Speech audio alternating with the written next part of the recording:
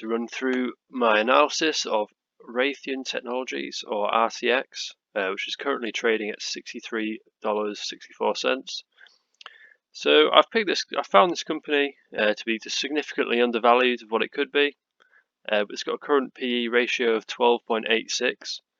We can see here from the graph, it's not, even though I don't tend to not try and go off the price, we can see there's been a significant amount of growth in the last 20 years, and then just a huge decline in the last sort of 5-6 months since coronavirus has struck, and currently still not rebounded to anywhere near what it was.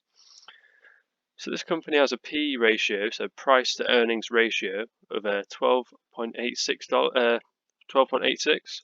Comparing this to Lockheed Martin, one of the competitors, at 17.15, and Northrop Grumman at 24.06.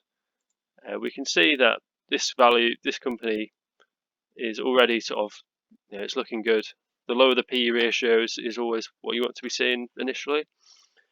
So we come down here to the income statement, and we see the year-on-year growth is good in revenue. They've got a growing gross profit.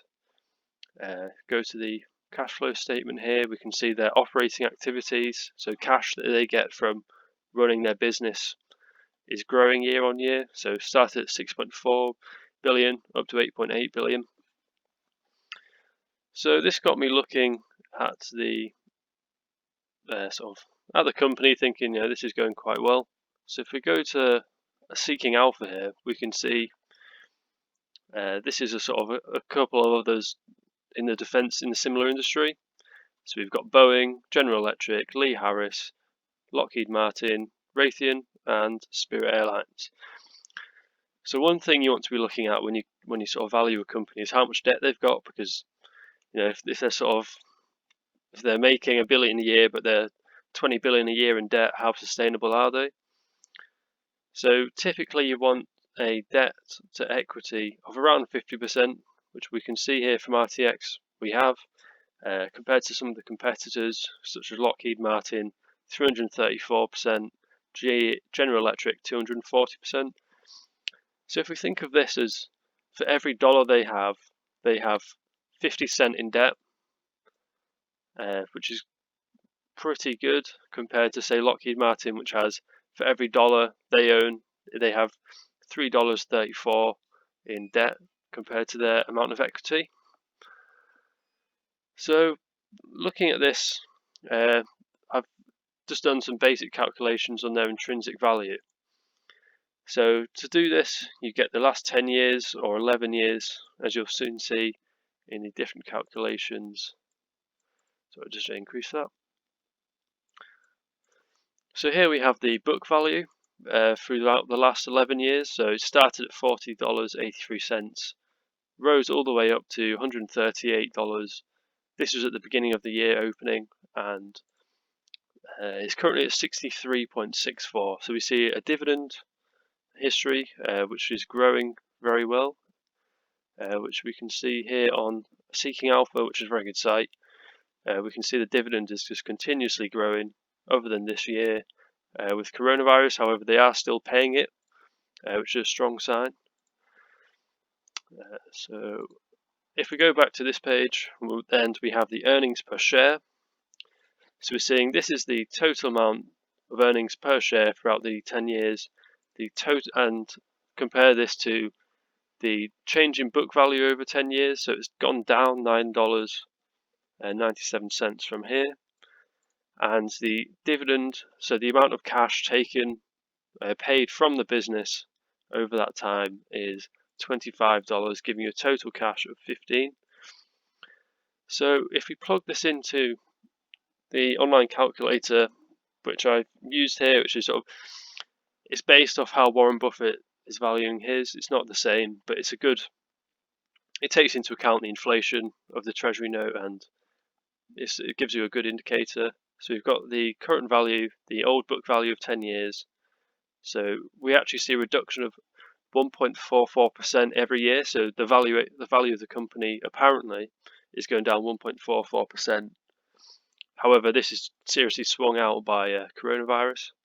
So the cash taken out of the business in the last year, so the 4 quarterly dividends, I've added up to $2.42, and that is over 10 years. So the current book value, that percentage here we saw earlier, and the federal note. So currently with coronavirus, the federal note percentage has dropped. Just absolutely needs time of trial. So it was at 3.14 to 1.57. So we're currently at 0.71%. So it's really just not a good time to be holding treasury notes just because of inflation with all the recent payouts. So if we go back here, the valuation came to $74 intrinsic value of how much money you can expect to get out of the business in the next 10 years has come to $74.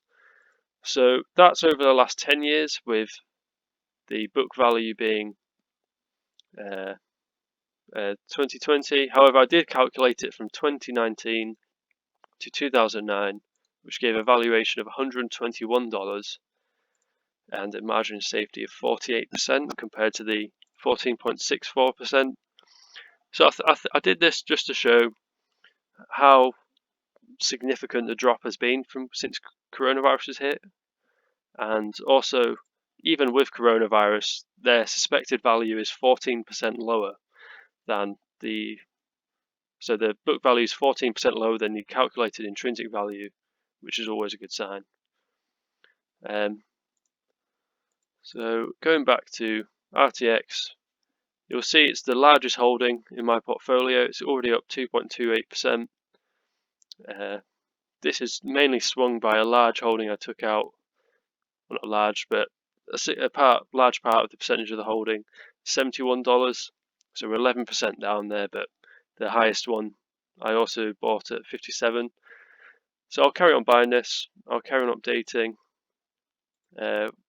One thing to look at as well is the July trading update.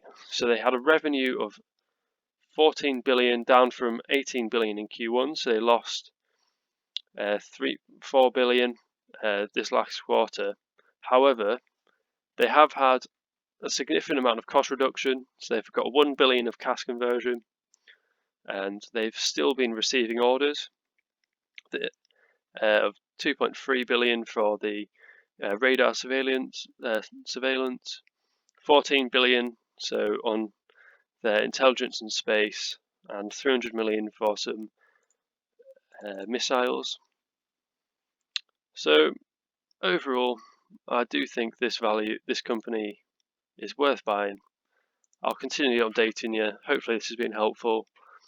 Thank you very much.